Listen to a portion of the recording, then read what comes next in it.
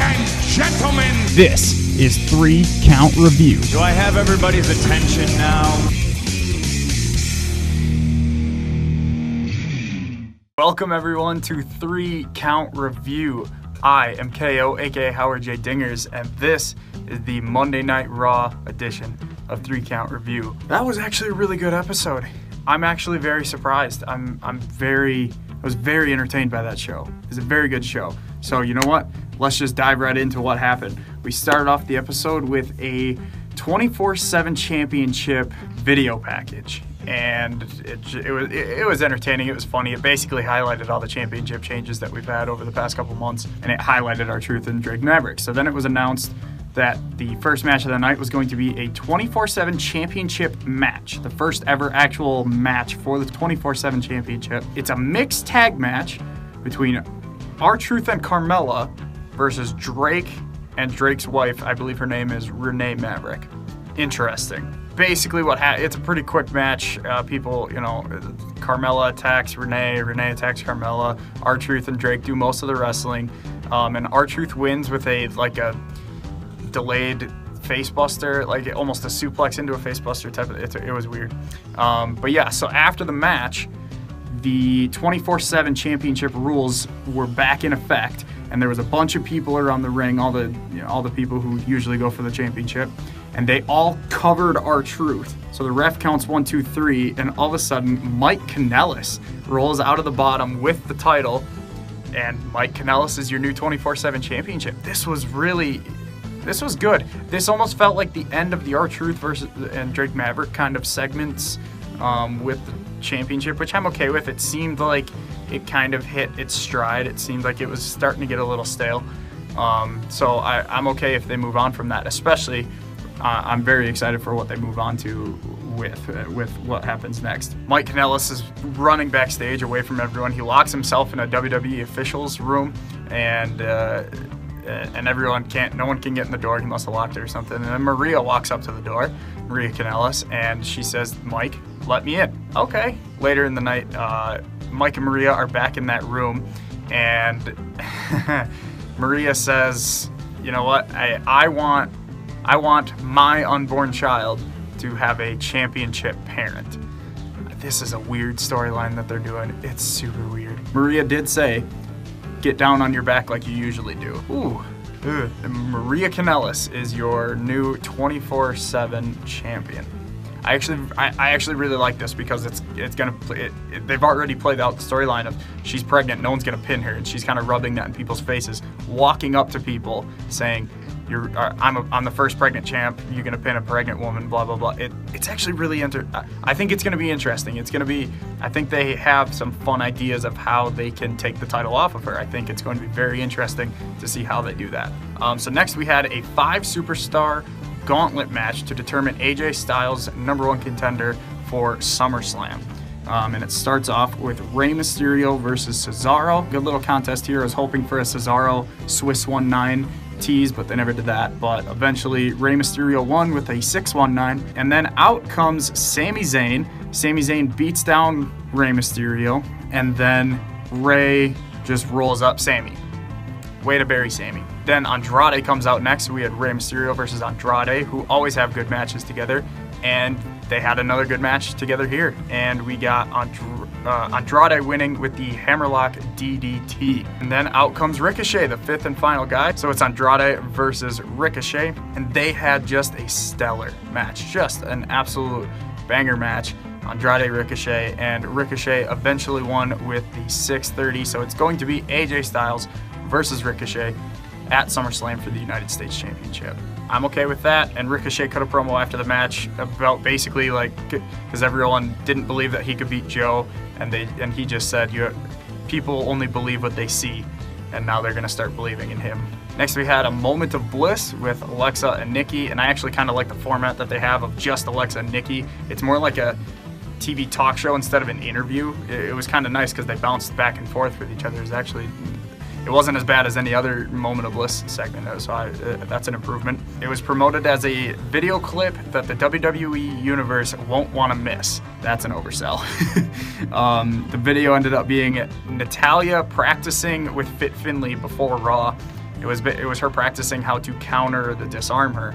Becky just comes in and puts Natalya in the disarm her. I just thought it was very strange, and I don't like that they were showing Natalya practicing dodging the move and then Becky putting in the move like it's real. I wasn't a fan of that. That doesn't look good. Then Becky comes on screen during Moment of Bliss and basically threatens Alexa because they have a match later tonight. And she just says, you know, you've done some things to me in the past, so look out. Next, we had a triple threat tag team title match. For the Raw tag team titles, it was the Revival defending against the Usos and the OC, Gallows and Anderson. This was an incredible match. This is the match that you would hope would come out of the pairing of these three teams. This was just super fun, super incredible.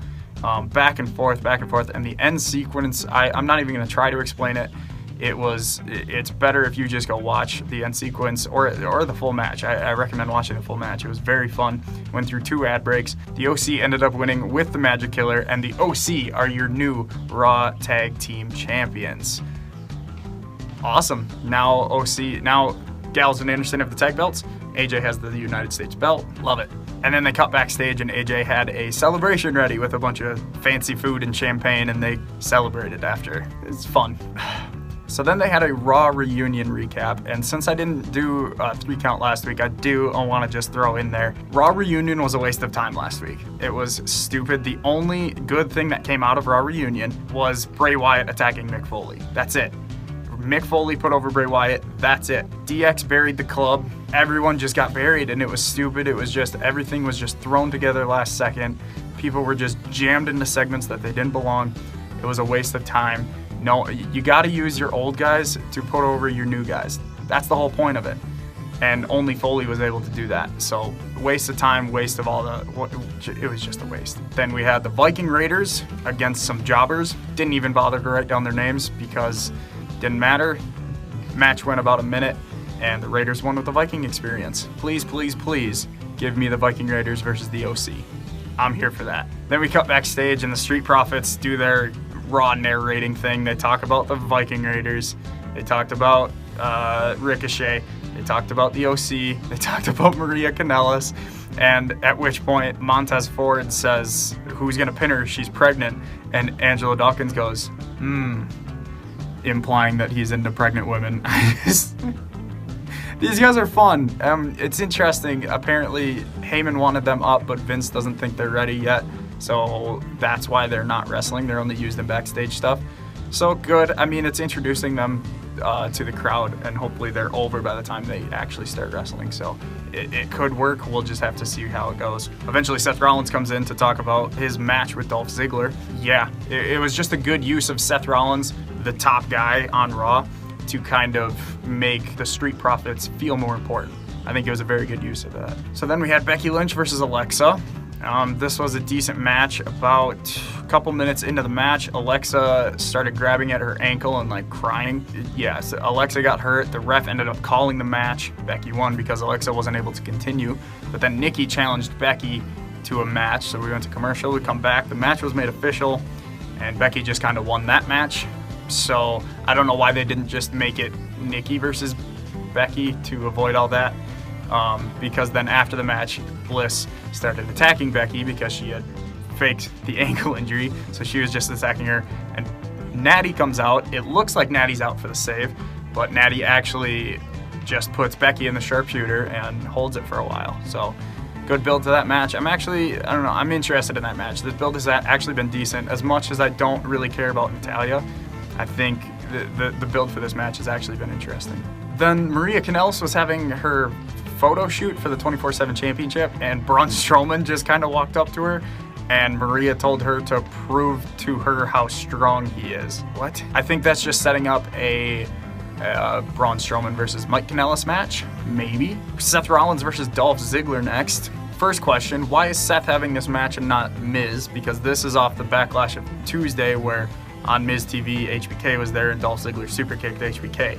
So why is Seth having this match and not Miz? Don't get that. But Dolph did come out to HBK's music, so the crowd kind of popped, but then he came out and they're like, boo. Really good heel heat by Dolph, actually. He comes out and he says, Seth, it looks like you lost your smile. good line. And then Dolph for some reason keeps bringing up Goldberg. He's brought him up 3 times in the last 3 weeks. I would love to see Goldberg just absolutely cut Dolph Ziggler in half with a spear. I think that'd be a better way for him to go out than the Undertaker match. It was just a bad match. I think he still could go, but in those conditions, he just couldn't. And I don't want that to be the last match that Goldberg goes out on. Yeah, so Dolph and Seth have their usual match that they're now having for the 200th time. Seth starts calling for the stomp. All of a sudden, Brock Lesnar's music hits. Brock Lesnar comes out, and Dolph grabs Seth's leg so he can't attack him, and Brock just starts beating on him. Suplex.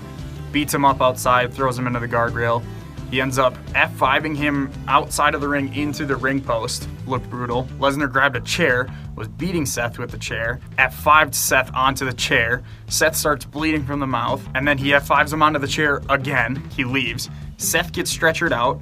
This just looked absolutely brutal at this point. So Seth gets stretchered out. Come back from commercial break, Seth is being loaded into the ambulance. And all of a sudden the camera kind of pans over. There's a big brawl going on between Roman Reigns and the Usos versus the OC and Samoa Joe. It was really random because that was happening. And then they just cut back to Seth being loaded in. But then they show the front of the ambulance and Brock Lesnar's in front of it, stopping the ambulance, goes into the ambulance, gets Seth out, tips the stretcher over, Seth falls on the ground, and then Brock F5s him onto the stretcher, which is laid on its side, so Seth lands side to the side of the stretcher.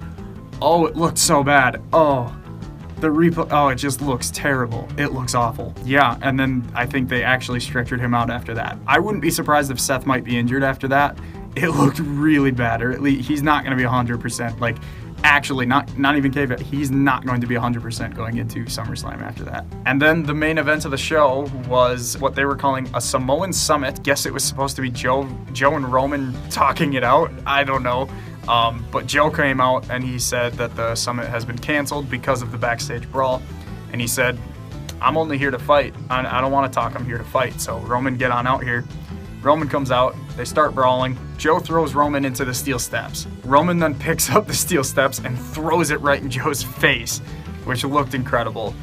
So Roman has the upper hand at this point, but then out comes Drew McIntyre. Drew McIntyre starts beating up Roman, and they spill out into the crowd. They eventually make their way back to ringside. So now Joe and McIntyre are double teaming on Roman.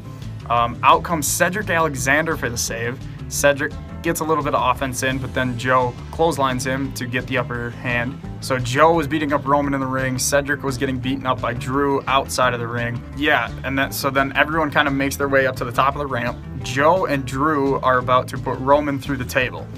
Out come the Usos to make the save on that, but just following them is the OC, Gallows and Anderson, attacking the Usos. So everyone's just kind of beating each other up by the announce table.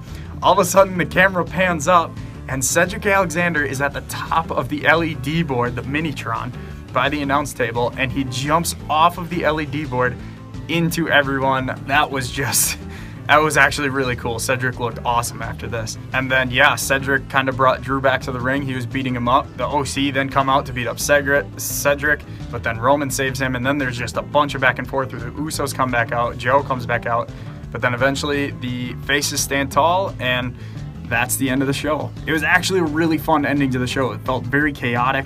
It felt very just out of nowhere with Cedric jumping off of the LED board. It just looked awesome. And all the faces standing tall, it looked very cool.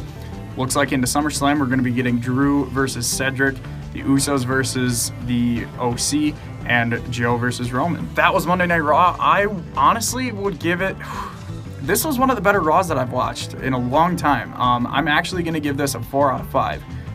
It was very entertaining. I really enjoyed this Monday Night Raw. That's my 3-count review. Thank you guys all for watching, and I will see you tomorrow for SmackDown. She a California living, cognac sipping, choke blowing, candy flipping, sunshine.